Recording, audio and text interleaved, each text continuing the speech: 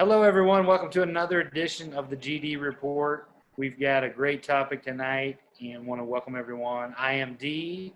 And I'm G. Great to see everyone. Hope you're all staying safe. Everyone's feeling well, doing well. We're going to talk about a topic tonight that's a little bit of a continuation from the last couple blogs that or podcasts that we've done, where we've talked about President Trump and some of the comments that he's made. And I believe that we could fill up about 5 to 10 podcasts if we talked about the word Trump and controversy in the same sentence. Right. But tonight we're going to focus in on the continued controversy and buzz that President Trump caused, or I should say the article in The Atlantic about President Trump caused, where he referred to, in his quotes, fallen soldiers and service members that had served overseas in the Iraq and Afghanistan wars, and also in World War II and other instances, as well as losers and suckers. Again, those are his quotes, not ours. Right. So we've got several different topics aligned with this. G-Man, why don't you tell us a little bit about former Senator, Vietnam veteran, and former Secretary of Defense Chuck Hagel from Nebraska. He had some comments and some of his thoughts about it. So why don't you update us on that?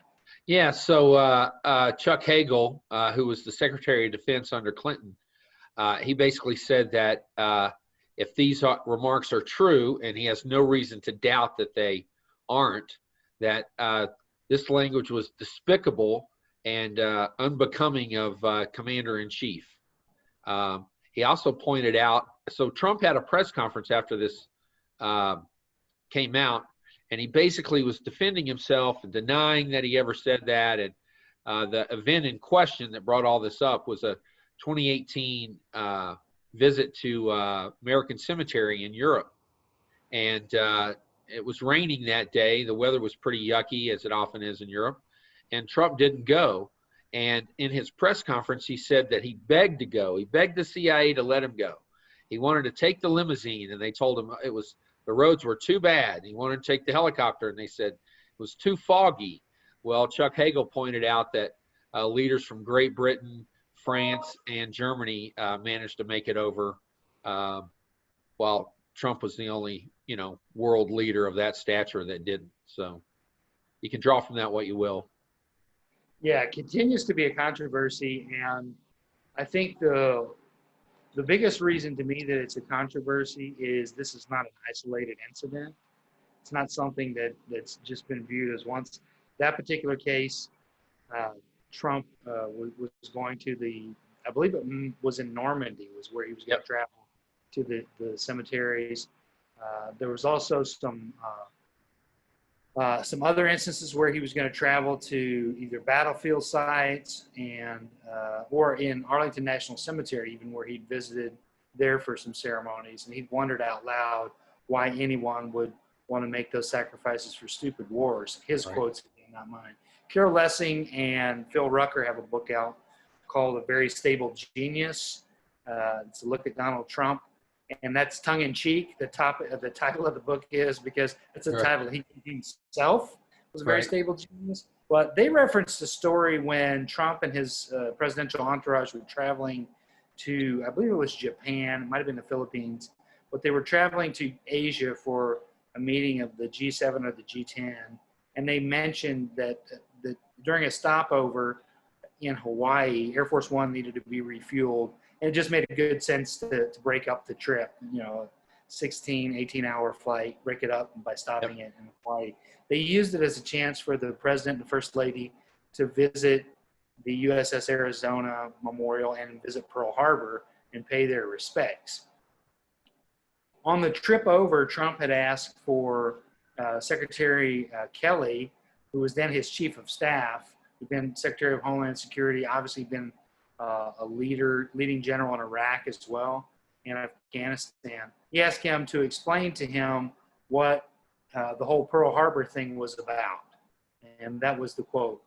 He didn't understand what had happened at Pearl Harbor, and just doesn't seem to have much respect overall for the military, which is funny because some of his biggest supporters also seem to be the people who want to put bumper stickers and slogans and say, "Back the troops," but then want to support somebody who doesn't really back the troops, and also don't really want to support full funding for the VA. They would look at that as socialized medicine. Yep. So just another example, why don't you, G-Man, you can probably update our group as well on the comments that he made about Senator McCain, and he continues to stick with those. Yeah, he said, well, the latest thing is that it's come out that, he didn't want to go to the funeral of that loser. I don't know if people recall that there was a controversy over lowering the flags when McCain died, and it's come out now that Trump was livid that we lowered the flags to half staff, which is tradition. He wondered why we were going to all this, trouble for, a guy that got captured when he said he likes his heroes that don't get captured. And so, you take all of that, things that he said on the record that you can go back and look at. And if you look at the video from when he's visited places like Arlington to lay the wreath at the Tomb of the Unknowns, the body language that he has is that he just wishes he was anywhere else. It's just apparent. And that he just feels like this is so beneath him to be doing this. He doesn't consider it a presidential duty. I'm not sure who told him he had to do it, but I'm pretty sure he fired them probably shortly thereafter. But it's not a stretch. If you put all the stuff that's on the record, it's not a stretch to say this is a guy who has, said these things, done these things, doesn't know about Pearl Harbor, certainly doesn't know about Valley Forge. We know that he doesn't read. From all accounts now, it appears that he bought his degree at Wharton. We know that he had somebody else take his SAT test for him. He's not presidential, and I wish that people could see that. Yeah, and the disdain that he has for the troops, while at the same time saying his platitudes, like he says for every other group, no one supported the troops more than I have. Right. It's just, it smacks of third world propaganda from a leader that just wants to say something over and over until his loyal and subjects believe it and accept it. Probably the story that stood out to me the most in the controversy around the way he treated the troops was during his acceptance speech at the RNC, which he gave on the lawn of the White House, and came out walking like Evita or something on the balcony of the White House, which all those administration officials who were there, clearly in a violation of the Hatch Act, by the way, from the standpoint that they were using the White House for purely political purposes. But during his speech, he talked, actually it was in the introduction speech by his daughter Ivanka, who's a special advisor to the president, where she talked about all the times that she stood next to him as he's welcomed home soldiers' bodies from that were killed in action. A story came out not long after that because it was such a blatant lie, where it talked about the fact that after his first trip to Dover Air Force Base, which is where the bodies of the fallen returned to, that he hadn't returned, even though he said many, many times that he's gone to greet the troops. He's gone there exactly 4 times, fewer than half the times that Mike Pence has gone. And he avoided it for almost 2 years after the first time he went, because on that first trip, he was greeted by Bill Owens. And Bill's the father of William Ryan Owens, who was a Navy SEAL who was killed in action in Yemen. And he refused to shake Trump's hand on February 1st, 2017. And it so shook Trump during the encounter that he refused to go back. He said he was rattled, and the father berated him and said there was no reason for this action. Mr. Owens has been featured in a campaign ad as well. I believe it was by the Vote Vets, but it might be by another organization, where he talked about the fact that Trump sent troops in, he didn't make that decision while he was in the Situation Room surrounded by the Joint Chiefs of Staff, or while he was in the Crisis Center in the Pentagon. He made that decision while he was at dinner with Steve Bannon. Right. And so clearly, it was, I think, 4 or 5 days into his presidency, he wanted to flex his muscle. He wanted to show that he was some kind of tough man, go to war type, and use it as he's not going to take anything. And we ended up losing several lives. We lost Right. a $75 million piece of equipment as well, and a plane that went down. And all because he wanted to flex his proverbial muscle. And Right. I think that's a great illustration of the Trump presidency as a whole. There's a lot of smoke. There's a lot of mirrors. There's Right. a lot of talk. But behind the scenes, he's actually making fun of people and making Right. fun of the very people who support him. Yep. Or as they say where I'm from, all hat, no cattle. That's very, very true. Don't call him a cowboy till you see him ride, G-Man. Exactly. Well, Right. the thing that gets me, though, is, and, it just came out today that Biden has a 10-point lead in the national poll. Well, those stories, as you and I have discussed many times, those really bother me because it gives the sense that Biden has this huge lead. And as you and I both know and have discussed, we don't have a national election. We have 50 or more little state elections. And so to say Biden has this 10-point lead tends to lead people to think, well, I don't need to go vote because, he's got this big lead. He's going to win anyway.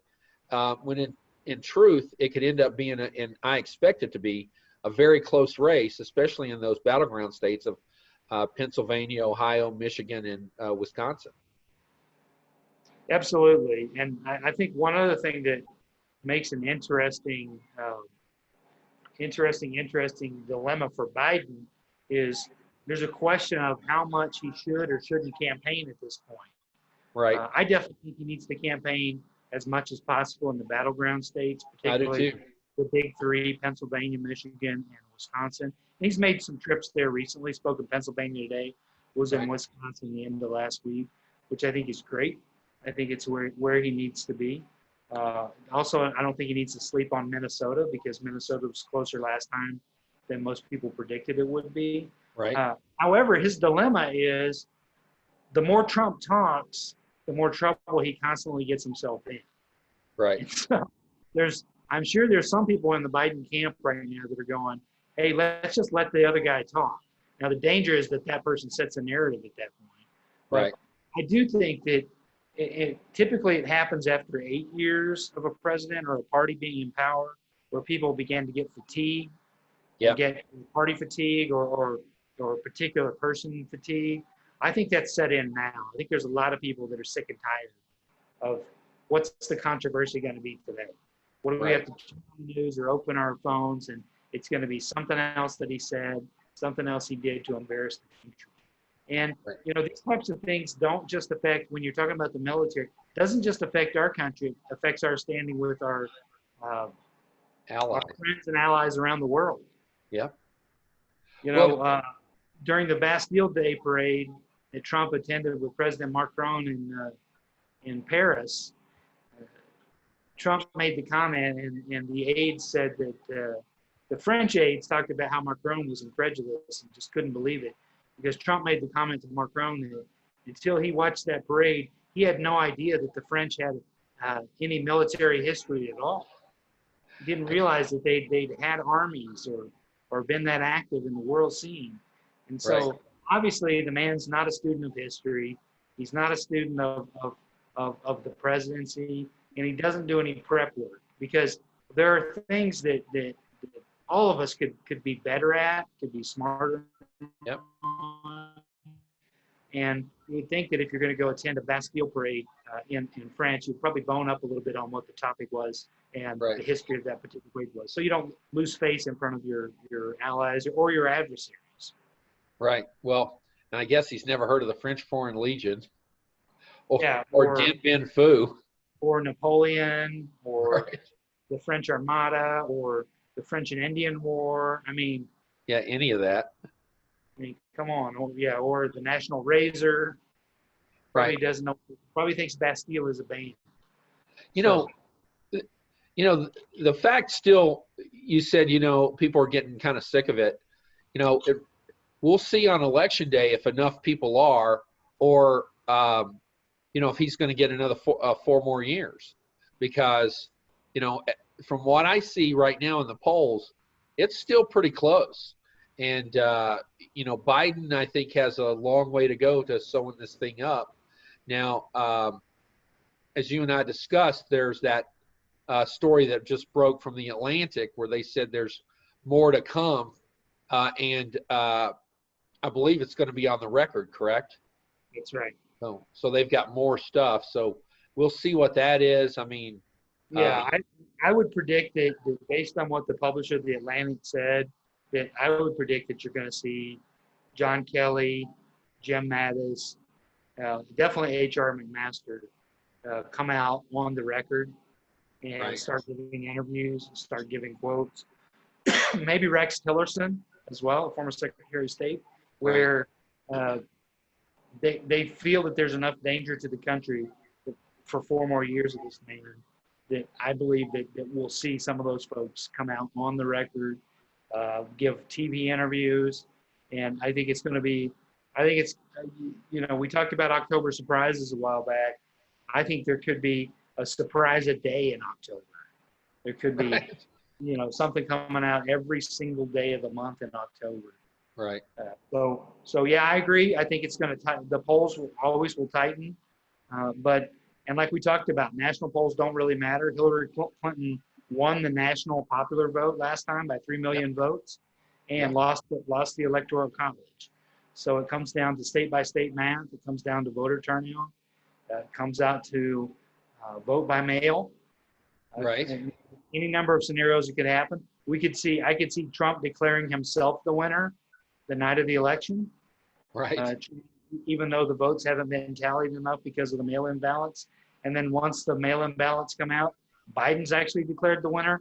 And then Trump's created enough chaos at that point to try to contest the election. Yeah. Well, like we've discussed in the past, for Biden to truly win this thing and, take command, I think he needs an overwhelming victory. I think he needs a 390 or better in the Electoral College to really kind of say, look, there's no disputing the outcome. And then we also need, which we've needed for the last 4 years, but we need a strong Republican Party at that point. Yeah. To step forward, and we need Kevin McCarthy, Mitch McConnell, John Cornyn, other leaders of the Republican Party to step forward and say, no, Mr. President, you're going to accept the results. We accept the results that Joe Biden is the next president. And we need as a country to have a peaceful transfer of power. Right. Well, and it remains to be seen if they're willing to do that. Now, you see some chinks in the armor, so to speak, but there hasn't been anybody totally break away. None of those hardcore guys are running away from Trump in their reelection campaigns. They're all touting their support of the president and how they work closely with him. And so, we'll see how that goes. One thing I've been kind of surprised at watching is the Mitch McConnell, Amy McGrath race. And while I expect McGrath to lose that, she has gotten closer than I thought she would get. And she's outracing Mitch. So yeah, I'll tell you a poll I just saw today, which dovetails with what you're talking about. It's from your home state of Texas. Right. It had John Cornyn at 38%, MJ Hagar, his Democratic challenger, at 29%. And then there was about another 38% of the population that said undecided. Right. And being a 2-term incumbent that's in the Senate leadership, right, that less people know about you, that's a pretty high undecided number.